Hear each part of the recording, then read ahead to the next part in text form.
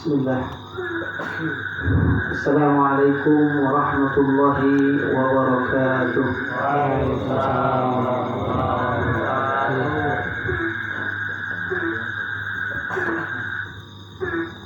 Alhamdulillah. Alhamdulillahi rabbil alamin. Wa bihi nasta'inu ala umuri dunya waddin. وعلى آله وأصحابه أجمعين. أشهد أن لا إله إلا الله وحده لا شريك له وأشهد أن محمدا عبده ورسوله الذي بلغ الرسالة وأدى الأمانة ونصح للأمة حتى بلغنا على محجة البيضاء ليلها كنهارها لا يزيغ عنها إلا هالك. اللهم صل وسلم وزد وبارك على نبينا محمد وعلى آله ومن سار على دربه واستنى بسنته إلى يوم الدين. أما بعد، قال الله تعالى في كتابه الكريم: أعوذ بالله من الشيطان الرجيم. بسم الله الرحمن الرحيم. إن الذين قالوا ربنا الله ثم استقاموا تتنزل عليهم الملائكة ألا تخافوا ولا تحزنوا وأبشروا بالجنة التي كنتم توعدون. Hadirin jamaah pengawasan Pontir Ar-Raihan, anak usin penyumpi kahormat, wabil khusus Al-Mukarram Al-Ustaz pengasuh Pondok Pesantren Pondok Tirakat Ar-Raihan, Ustaz Munajib, mata'anallahu bituli umrihi wa hayatihi. Oke, pimpinan Pondok Tirakat Ar-Raihan, Kang Ujang Bibi, Kang Haji Karmadi, anu diladangna ayeuna dan sapalih menuju dadak kirang raraoseun kirang doakeun pamugi enggal damang deui tiasa beraktivitas. Amin ya rabbal alamin. Hadirin jamaah rahimakumullah, salah satu hal amjatan amanah primados hadir ayeuna sami ngiringan zikir ya teh di panggeran orang ada hemat ada mus lantana asa jantan backsound upami orang ngalenyepan barangkali hewan-hewan anu ayeuna berbunyi sadayana teh nuju berkas min Allah Subhanahu wa taala. Walakinna tapi aranjeun teu terang kumaha mereka berkas. Hadirin jamaah rahimakumullah, salah satu hal anu urang samudayana dipikah hoyong tangtos tadi parantos disebutkan ku Al-Mukarram terkait istiqomah. Istiqomah disebutkan tadi tegak lurus. Tegak lurus bersama Islam.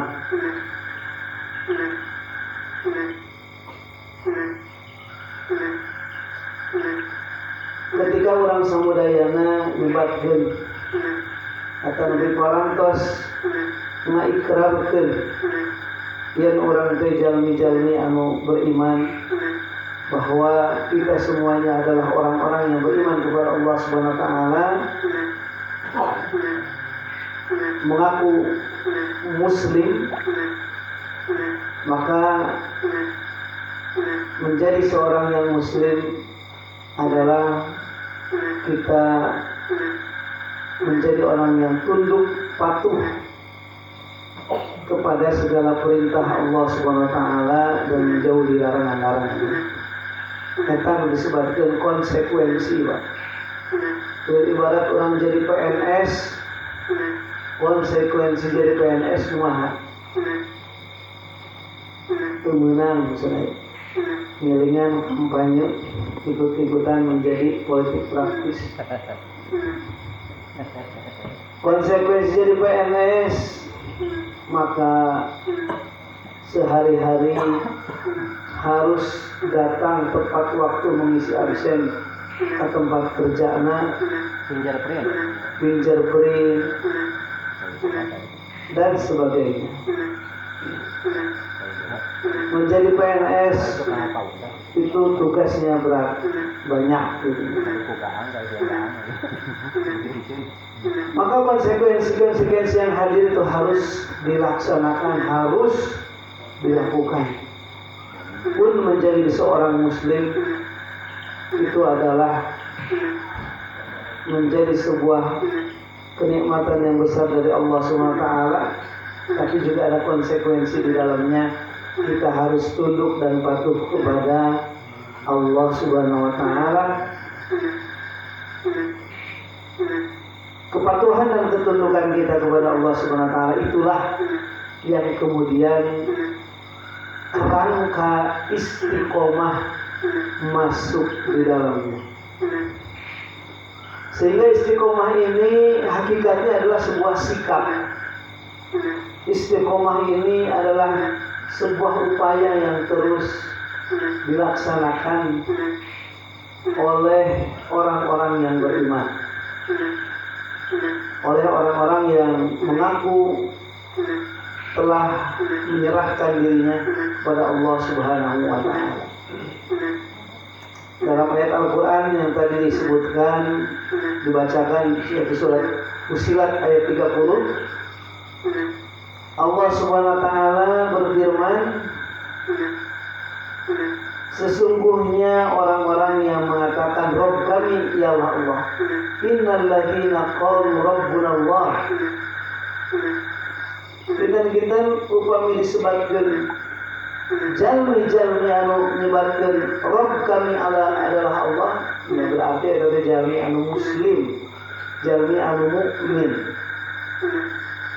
Tsumastaqamu, kemudian mereka istiqomah. Istiqomah dalam pendirian mereka yang tadi mengatakan Rabb kami adalah Allah SWT. Upami tersebut Rabb kami adalah Allah, maka selain daripada Allah SWT itu tidak bisa masuk ke dalam hatinya untuk dipersekutukan, tidak masuk ke dalam benak, tidak masuk ke dalam keimanannya selain daripada Allah Subhanahu wa taala. Istiqomah, tsumastaqamu. Ketika sudah mengatakan Allah Subhanahu wa taala sebagai Tuhan kami, diperintahkan wajib sholat 5 waktu, maka kedah dilaksanakan kewajiban sholat anu 5 waktu. Upaya orang samudayana mencoba menjalankan sholat 5 waktu itu adalah upaya kita menghadirkan keistiqomahan di dalam menjalankan perintah Allah Subhanahu wa taala. Itu dari hal yang ta'abbudi, ibadah kepada Allah Subhanahu wa taala. Istiqomah menjalankan konsekuensi keimanan kepada Allah SWT.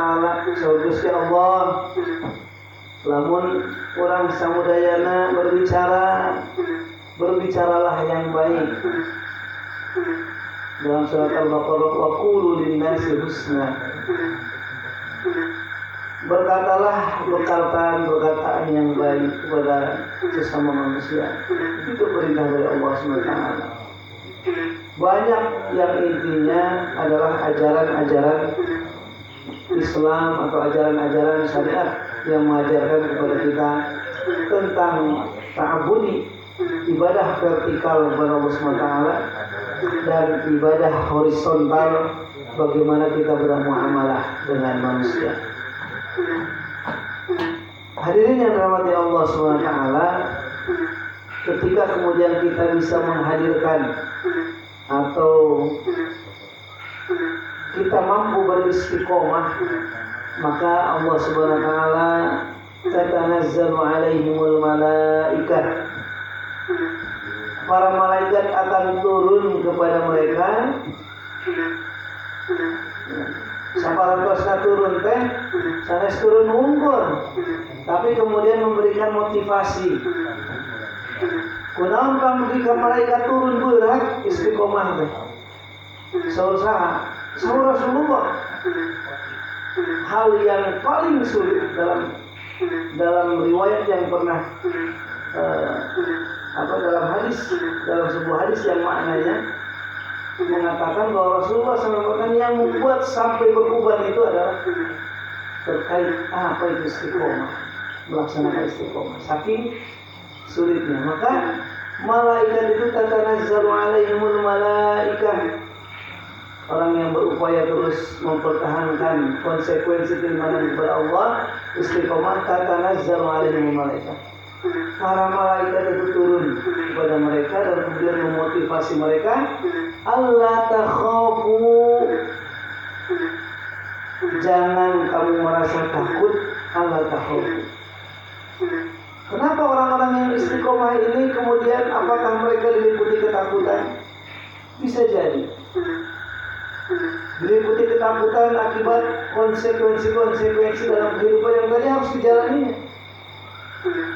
Di zaman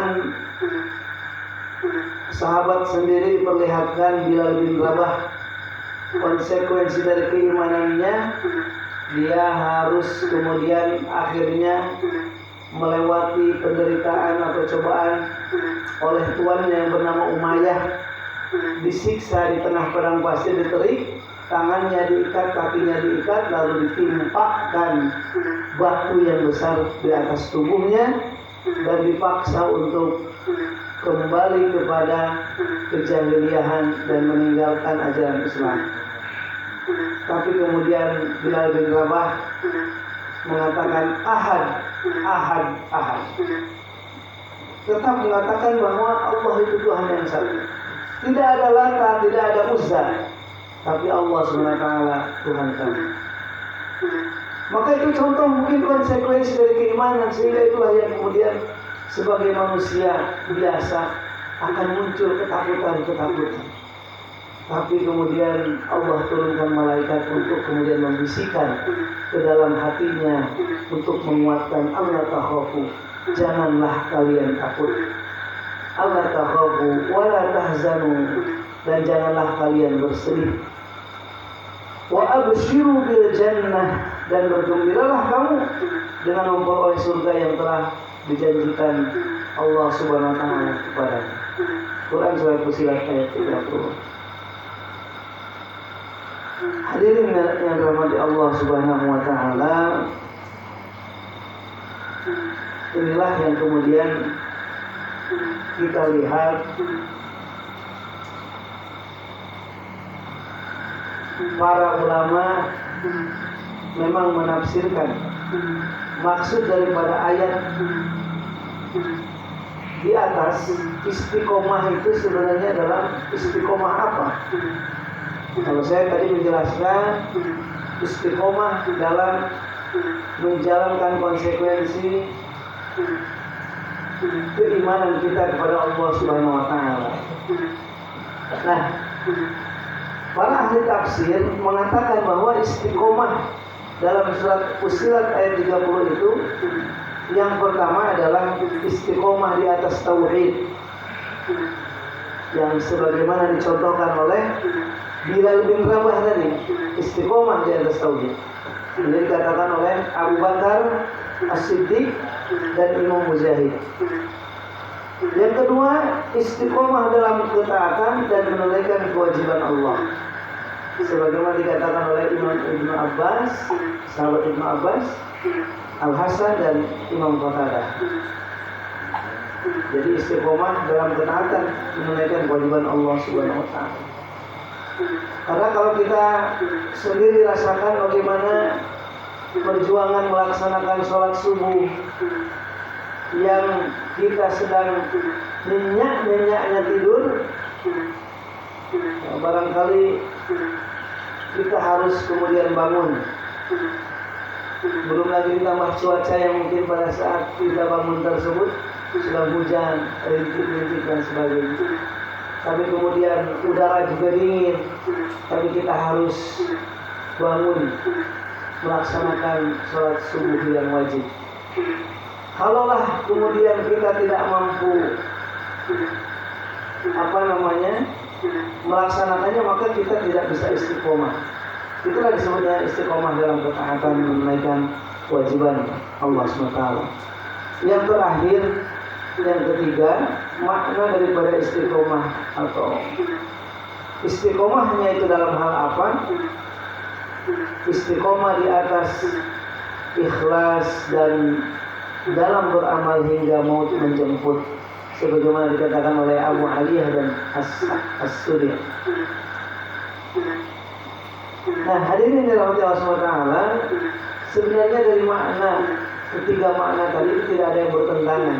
Semuanya semakna dan saling menguatkan.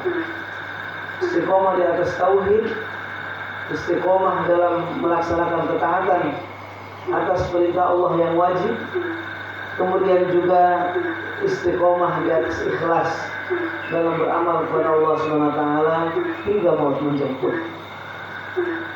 Kenapa kita harus ikhlas dalam beribadah kepada Allah SWT? Karena itulah syarat diterimanya amal kita. Dalam surat Al-Bayyinah, wa ma umiru illa liya'budullaha mukhlishina lahuddin. Jadi kita di wa ma umiru tidaklah diperintahkan, wa ma umiru illa liya'budullaha, kecuali untuk beribadah kepada Allah SWT mukhlisin, yaitu dengan ikhlas. Disinilah kemudian masuk dalam ibadah yang wajib kita itu rukun yang pertama adalah niat. Nah, disinilah kemudian porsinya kita niat ibadah kepada Allah SWT untuk tetap ikhlas. Kalau tidak ikhlas maka akan kemasukan angin. Kalau niat kita tidak diikhlaskan kepada Allah, ibadah kita itu masuk angin. Kalau sudah masuk angin dalam ibadah kita, maka sholat kita pun dicela oleh Allah SWT. Fawailul lil musallin, fawailul lil musallin, maka celakalah orang-orang yang sholat. Dan kemudian secara nalar manusia kita yang biasa, orang yang sholat kok malah celaka. Alladzina hum an salatihim sahun, alladzina hum yura'un wa yamna'un al-ma'. Ternyata dalam niatnya itu ada sedikit penyimpangan, kesalahan. Dia ingin dilihat oleh orang lain dalam ibadahnya, disebut dengan riya. Dia ingin kemudian dalam ibadahnya ini ada niat yang lain selain pada niat ikhlas karena Allah SWT. Bahkan bukan hanya saja dalam apa? Dalam sholat, fawailul musallin. Kita juga dilarang dalam sedekah itu jangan kemudian diikuti oleh al-manni wal adha. Al-manni wal adha itu ketika kita memberikan sebagian harta kita kepada orang lain, jangan ingin disebut-sebut terus bil manni. Wah, tadi urah. Wal adha, bahkan kemudian dalam memberinya malah memberikan rasa sakit kepada orang yang diberi. Itu tidak boleh. Nah, hadirin yang dirahmati Allah SWT, maka istiqomah di jalan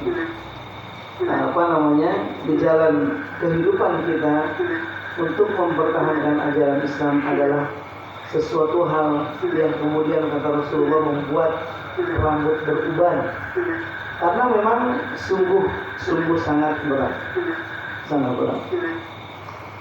Hadirin yang dirahmati Allah SWT, tentu dalam menghadapi hal itu semua, Allah Subhanahu wa taala berfirman di dalam surat Al-Asr, innal insana lafi khusr illa alladzina amanu wa 'amilus solihati wa tawasaw bil haqqi wa tawasaw bis sabr. Jadi kata yang terakhirnya itu adalah as-sabr, kesabaran. Istiqomah berbanding lurus dan banyak beririsannya dengan kesabaran. Bahkan di ayat surat Al-Asr tersebut kita diwasiatkan atau kita dianjurkan untuk saling berwasiat dalam hal kesabaran. Wa tawasaw bil haqqi wa tawasaw bis sabr. Para ulama mengatakan karena dalam melaksanakan kebaikan-kebaikan yang sudah disepakati diwasiatkan, itu akan timbul kesulitan-kesulitan dan cobaan-cobaan. Maka akan sangat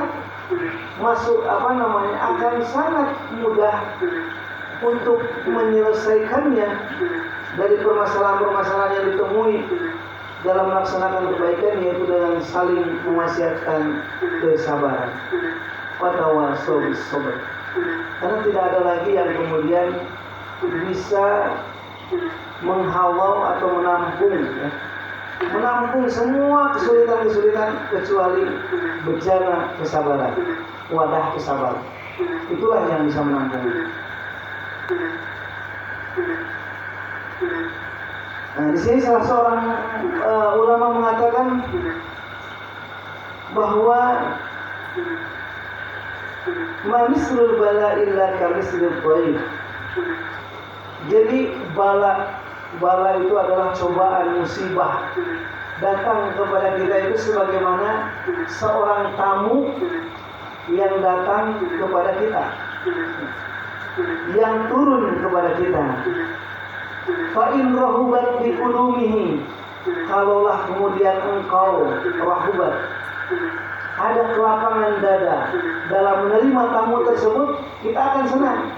Temuru kusuru siapa tu bebeja ada sungguh kan dia kan selama kurang jadi ke kacang siap dan sebagainya. Tapi ketika kita kemudian menyiapkan hati kita, melapangkan hati kita untuk hadir masuk ke dalamnya, fa in rahubat bi qulumihi wa tafaqqadat hawaijuhu muqaddiman lahu quras sabr. Maka kemudian kita sudah menyiapkan bejana kesabaran, kita siapkan segala halnya, maka insya Allah tamu itu tidak akan menjadi beban kepada kita. Tamu itu akan kemudian kita hadapi dengan baik. Karenanya salah satu syair mengatakan, as-sabru mislu ismuhu fi kulli naibatin, lakin awaqibuhu ahla minal asl.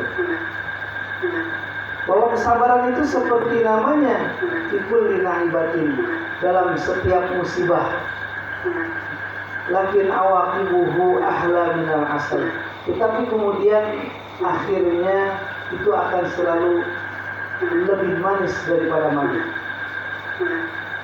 Tidak ada kesabaran dalam kisah apapun yang diceritakan di dalam Al-Quran kecuali berakhir dengan hal yang baik, hal yang manis. Bahkan para rasul, para anbiya yang diberikan cobaan dalam dakwahnya yang begitu kuat, yang begitu banyak, mereka kemudian disebut dengan ulul azmi minar rusul. Ya, ulul azmi minar rusul. Ada berapa? 4. Oh, 5 atau 4? 5. Ya. Wahai Nuh, Ibrahim, Musa, Isa dan Muhammad. Itu begitu besar cobaan yang diberikan kepada mereka. Nabi Nuh, kebayang bapak-bapak ibu samudayana, di dalam surat Nuh itu diceritakan begitu jelas bagaimana ketika laila wa nahar, siang dan malam Nabi Nuh berdakwah, falam yazidhum du'ai illa firara. Aya sekalipun kemudian memenuhi dakwahnya kecuali dengan tanggapan mereka malah meluncat, menjauh, melompat. Bahkan selama dalam tafsirnya itu selama hampir 1000 tahun kurang lebih itu pengikut Nabi Nuh alaihissalam, kalau tidak salah itu hanya kurang lebih antara 80 atau 90. Itu bisa dicek. 90 orang. 1000 tahun Pak, 950 tahun, kebayang. Maka kemudian beliau Nabi Nuh alaihissalam dengan kesabarannya dalam berdakwah diberikan gelar ulul azmi minar rusul.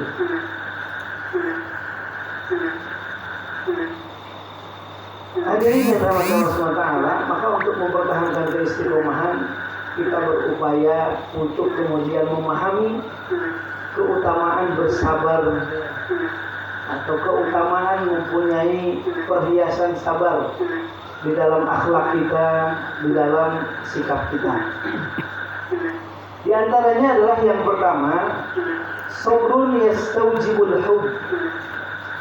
Jadi kesabaran itu mendatangkan kecintaan dari Allah Subhanahu wa ta'ala. Nah, itu yang harus dipahami dulu Pak. Karena sabar wae geus teu kuat. Aya mundur dan sebagainya. Ketika kemudian ieu ngakuat dan sebagainya. Pada menang wae hasil anu bener, anu dipikahoyong, anu dikacumpuan. Iya masyarakat gini, unggal dinten diurukan dan sebagainya.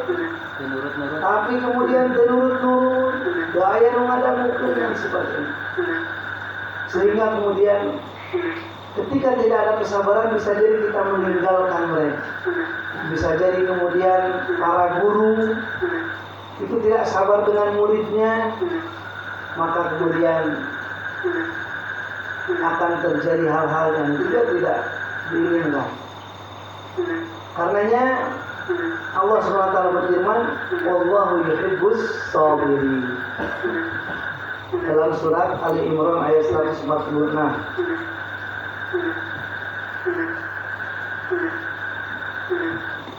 Jadi Allah Subhanahu wa taala merupakan orang-orang, Allah Subhanahu wa taala mencintai orang-orang yang bersabar. Nah, bahkan dalam hadisnya Rasulullah SAW mengatakan bahwa kesabaran ini adalah pemberian dari Allah Subhanahu wa taala. Wa ma u'tiya ahadun ata'an khairan aw awsa' min as-sabr. Jadi Allah Subhanahu wa taala tidak ada pemberian yang lebih baik kepada seseorang itu daripada kesabaran yang ada di dalam dirinya. Jadi ketika kita ditimpa segala hal yang membuat kesabaran kita tidak setipis tisu gitu. Sudah ada yang istilahnya tuh kesabaranku hanya setipis tisu gitu. Namun kacaya itu langsung soreh. Namun ditarik langsung soreh dan sebagainya. Ingat bahwa Allah Subhanahu wa taala mencintai orang-orang yang bersabar. Selanjutnya yang kedua,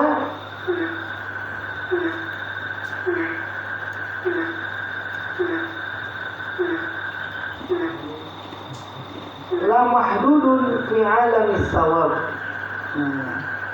Jadi setelah tadi dicintai oleh Allah SWT, yang kedua kesabaran itu mempunyai unlimited bahasanya, unlimited pahala. Jadi pahalanya itu tidak ada batasnya, tidak ada angka yang disebutkan oleh Allah SWT. Kalaulah sholat itu pahalanya dari Allah SWT dalam beberapa riwayat 27 derajat. itu adalah 27 derajat ketika kita berjamaah. Kemudian membaca Al-Quran juga sama, setiap hurufnya itu bernilai 10. Kemudian juga dalam infak atau sedekah itu akan dilipat gandakan dengan 10 kebaikan, dari setiap kebaikan juga nanti akan dilipat gandakan lagi. Nah, dalam kesabaran, Allah SWT berfirman dalam surat An-Nahl ayat 96, wala najziyanna alladhina sabaru ajrahum bi ahsani ma kanu ya'malun. Jadi sabda Allah, wala najziyanna alladhina sabaru, kami bakalan atau baris bakalan masihkeun ngaganjar atau kemasihan ganjaran kanggo jalmi-jalmi anu bersabar anu ganjaranana ajrohum bi ahsani ma kanu ya'malun, ku ganjaran anu